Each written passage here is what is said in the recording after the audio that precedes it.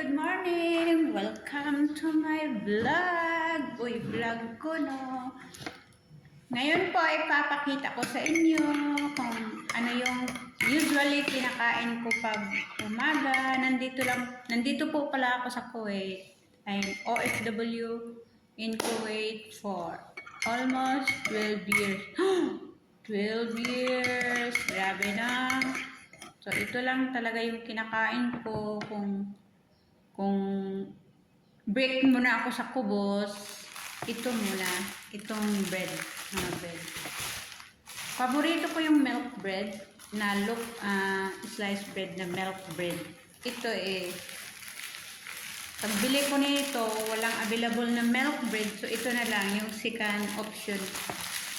Itong Lucien.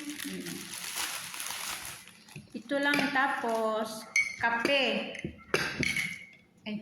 Ay, madam, black. Yun na nga,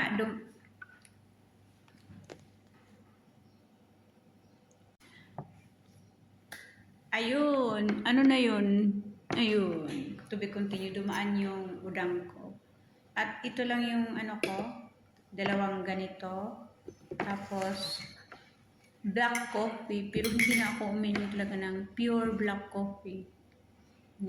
Minimix ko siya ng milk without sugar. Wala guys, nag-survive na ako ng almost 2 months na hindi ako nagsusugar. Try nyo guys. Ito lang talaga.